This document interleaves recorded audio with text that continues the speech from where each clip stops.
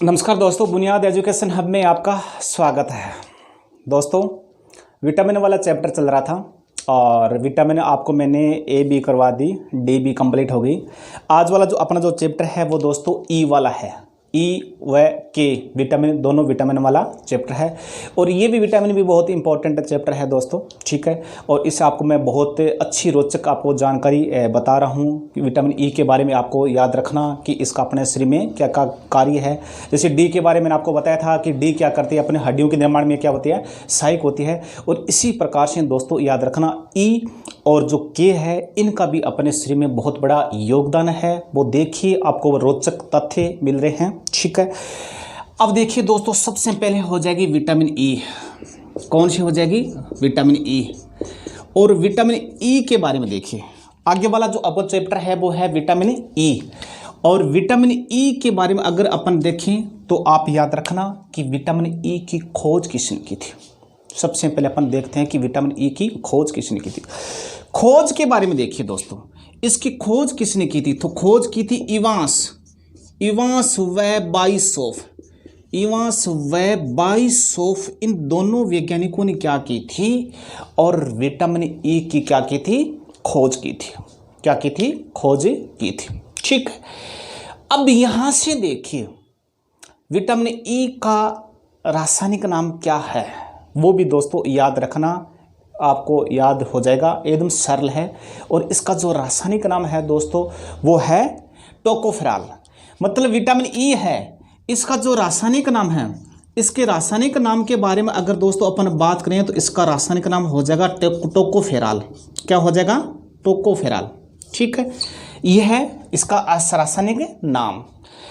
अब देखिए यहां से बहुत इंपॉर्टेंट क्वेश्चन है कि विटामिन ई की कमी से क्या होता है, या विटामिन ई की कमी से कौन कौन सी रोग हो जाते हैं, ठीक है।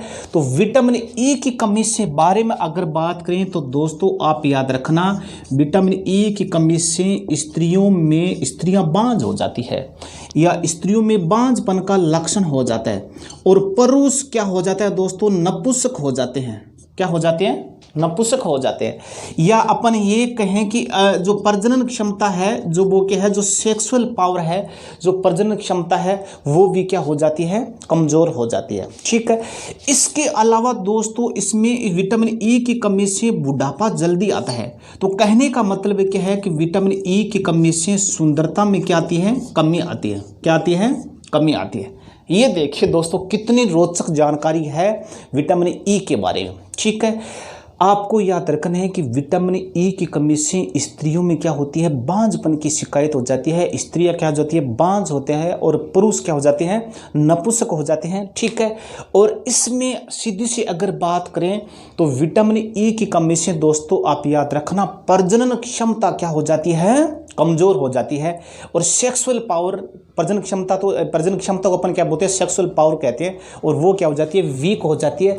इसके अलावा दोस्तों एक और विचित्र बात है कि विटामिन ई की कमी से आप याद रखना, बुढ़ापा जल्दी आ जाता है। बुढ़ापा जो जल्दी आता है वो किसकी वजह से आता है? विटामिन ई की कमी से आ जाता है। और बुढ़ापा जल्दी आ रहा है तो अपनी सुंदरता में क्या हो जाएगी? कमी हो जाएगी, ठीक है। कितनी रोचक बात है दोस्तों, ठीक है। इसके अलावा दोस्तों अपना जो फेस है, अपन जो फेस का जो ग्लो है, अपन चेहरे की जो शाइनिंग है, वो किस पर डिपेंड करती है या किस विटामिन पर डिपेंड करती है? तो आपको याद रखना वो हो जाएगा विटामिन ई हो जाएगा, ठीक है। और इसीलिए दोस्तों विटामिन ई को अपन क्या कहते हैं? इसीलिए दोस्तों विटामिन ई को अपन क्या कहते हैं? बांझपन रोधी विटामिन भी कहते हैं। क्या कहते हैं? बांझपन रोधी विटामिन भी कहते हैं। और इसके अलावा इसे नपुंसक विटामिन भी कहते हैं। इसके अलावा इसे प्रजनन विटामिन भी कहते हैं, ठीक है। प्रजनन विटामिन भी कहते हैं। इसके अलावा दोस्तों इसे सौंदर्य विटामिन भी कहते हैं। क्या कहते हैं? सौंदर्य विटामिन भी कहते हैं। क्या कहते हैं? सौंदर्य विटामिन। इसके अलावा दोस्तों इसे जीर्णरोधी विटामिन भी कहते हैं। जीर्ण का मतलब क्या होता है? बूढ़ा, ठीक है। बुढ़ापे को रोकती है।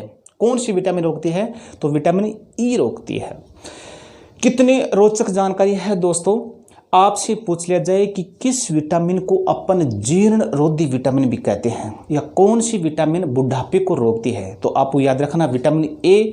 और हमारी जो चेहरे की सुंदरता को बनाए रखने वाली विटामिन कौन सी है, तो आपको याद रखना दोस्तों ई। इसके अलावा अपने जो चेहरे की जो चमक है, जो शाइनिंग है, वो किस पर निर्भर करती है दोस्तों, तो विटामिन ई पर निर्भर करती है। ठीक है, और किस विटामिन की कमी से पुरुष नपुंसक हो जाते हैं, तो विटामिन ई हो जाएगा। और किस विटामिन की कमी से स्त्रियां बांझ हो जाती है, तो विटामिन ई हो जाएगा।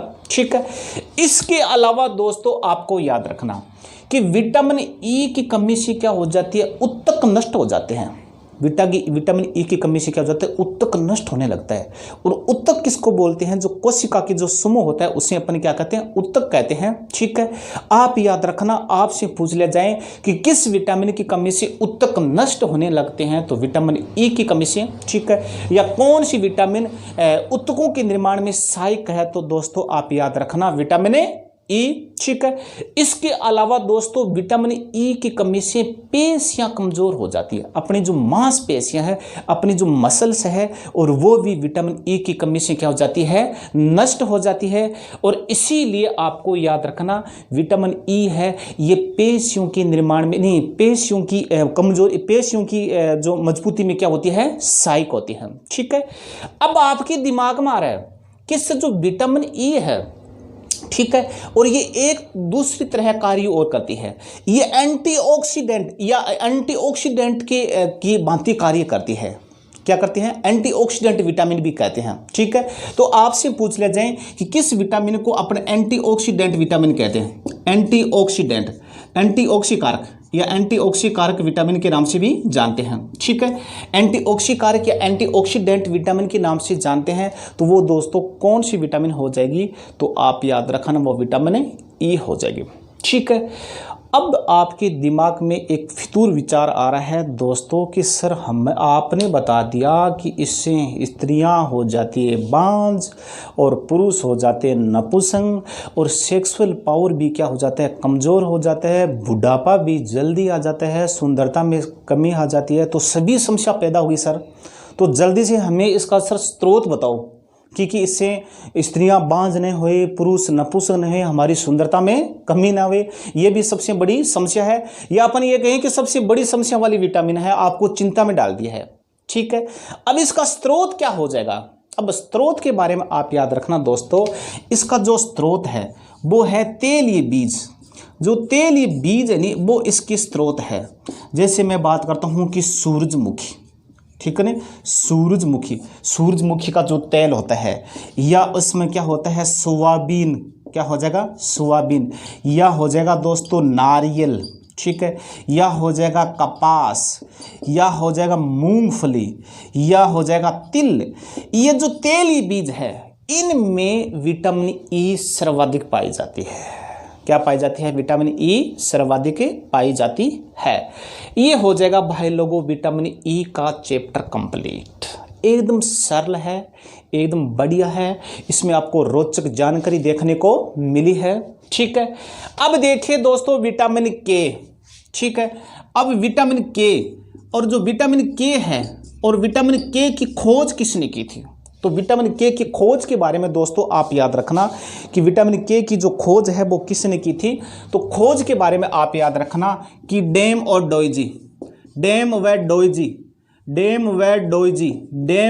डोइजी नामक वैज्ञानिक थे, और जिन लोगों ने क्या किया था, विटामिन के की खोज की थी। डेम किसको बोलते हैं, शायद जो नहर में जो पानी वाला सिस्टम होता है, डैम में किसको बोलते हैं, उससे जो नहर, छोटी नहर होती है उसको शायद डैम बोलते हैं, या नहर को डैम बोलते हैं। ठीक है, इसके अलावा डोई किसको बोलते हैं, अपन घरों में जो खिचड़ी बनाते हैं, जो लकड़ी का जो एक होता है, और उसे अपन क्या बोलते हैं, डोई कहते हैं। क्या कहते हैं, डोई कहते हैं। ये हो जाएगा डोईजी, और डैम ये हो जाएगा दोस्तों इनका रासायनिक नहीं, सॉरी, इनकी खोज करता। ठीक है, अब देखिए दोस्तों इसका रासायनिक नाम क्या है, तो रासायनिक नाम है दोस्तों, इसका दो नाम है, एक तो है फिलोक्विनोन, क्या नाम है, फिलोक्विनोन, और दूसरा है दोस्तों नेफ्थोक्विनोन। दूसरा कौन सा है, तो नेफ्थोक्विनोन।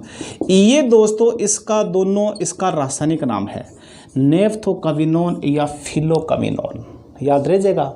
ये विटामिन के का रासायनिक नाम है। अब आपके दिमाग में उठ रहा है कि सर जो विटामिन के है इसका अपने शरीर में कार्य क्या है। जिस प्रकार आपने ई के बारे में पूरी जानकारी बता दी, इसी प्रकार से के का क्या कार्य है इसकी भी रोचक तथ्य है। ये दोस्तों अपने शरीर में थक्का बनाने में क्या होती है, सहायक होती है। रक्त का थक्का अपन कहते हैं ना सकंदन, ठीक है ना, सकंदन थक्का, या इंग्लिश में अपन कहें क्लोटिंग, क्या हो जाएगा क्लोटिंग। ये रक्त का थक्का बनाने में सहायक होती है। रक्त का थक्कना या सकंदन बनाने में क्या होती है, सहायक होती है। कौन सी विटामिन, तो विटामिन के।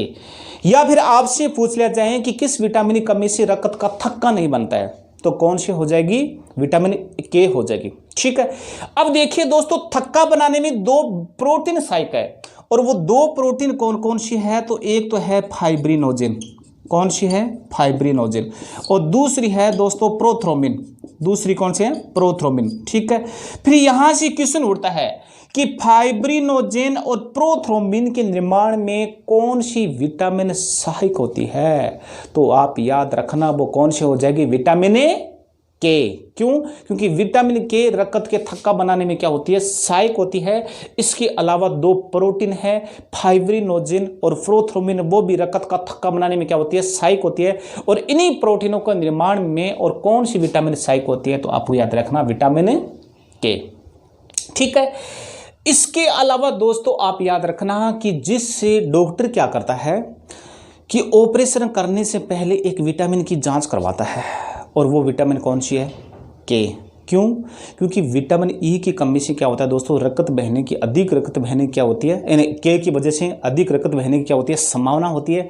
और इसीलिए डॉक्टर क्या कहता है कि ऑपरेशन करने से पहले वो क्या करता है, किस विटामिन की जांच करवाता है, तो आपको याद रखना के। ठीक है, इसके अलावा दोस्तों इससे अपन बारे में आप याद रखना कि जो विटामिन के है इसका संश्लेषण मैंने आपको पहले ही बताया दिया, इसका संश्लेषण अपने शरीर के अंदर होता है। वैसे ये बाह्य स्रोतों से भी प्राप्त होती है, लेकिन इसका जो संश्लेषण होता है वो कहाँ होता है, तो आपको याद रखना दोस्तों जो बड़ी आंत है, और बड़ी आंत का एक भाग है उसका नाम है कोलन। क्या नाम है, कोलन। और बड़ी आंत के कोलन में एक जीवाणु है, अपने पेट का जो लाभकारी जीवाणु है, और जीवाणु क्या मैंने ई कोलाई जो जीवाणु है, ये ई कोलाई जो जीवाणु है, और ये क्या करता है, और विटामिन के का क्या करता है, संश्लेषण करता है। ठीक है, यहाँ से भी बहुत इंपॉर्टेंट क्वेश्चन उठा है दोस्तों। आपसे पूछ लिया जाए कि किस विटामिन का निर्माण बड़ी आंत में होता है, तो विटामिन के का होता है। और किस विटामिन का निर्माण, ठीक है, एक जीवाणु ई कोलाई नामक जीवाणु करता है, तो वो कौन सा करता है, तो आपको याद रखना वो हो जाएगा विटामिन के। ठीक है, इसके अलावा दोस्तों आपको याद रखना कि विटामिन ए को अपन क्या कहते हैं, एंटी हीमोरेजिक विटामिन भी कहते हैं। क्या कहते हैं, एंटी हीमोरेजिक विटामिन भी कहते हैं। समझ गए आप, एंटी हीमोरेजिक। कोई भी अपने जो शरीर का अंग फटने पर और जो रक्त को रोकने का कार्य कौन सी विटामिन करती है, तो विटामिन के करती है। और इसीलिए विटामिन के को अपन क्या कहते हैं दोस्तों, एंटी हीमोरेजिक विटामिन भी कहते हैं। ठीक है, और ये हो जाएगा दोस्तों विटामिन के वाला। और स्रोत के बारे में आप याद रखना, मांस मछली अंडा, ये क्या हो जाएगा, इसका स्रोत हो जाएगा। ये हो जाएगा दोस्तों विटामिन ई और के वाला चैप्टर। ठीक है, और ज़्यादा से ज़्यादा दोस्तों सब्सक्राइब करो। ठीक है, और बेल आइकन दबा देना ताकि आपको नोटिफिकेशन मिल सके। ठीक है, बहुत इंपॉर्टेंट चैप्टर है दोस्तों, मैं पूरा आपको बता दिया। रोचक जानकारी है विटामिन ई के बारे में, कितनी रोचक जानकारी है। स्त्रियां बांझ हो जाती है, पुरुष नपुंसक हो जाती है, सुंदरता में कमी आ जाती है, बुढ़ापा जल्दी आ जाता है। ठीक है, सौंदर्य विटामिन भी कहते हैं। ठीक है, और ये हो जाएगा दोस्तों विटामिन ई वाला। ठीक है, और जो भी हर कंपटीशन में ये क्वेश्चन आता है। ठीक है।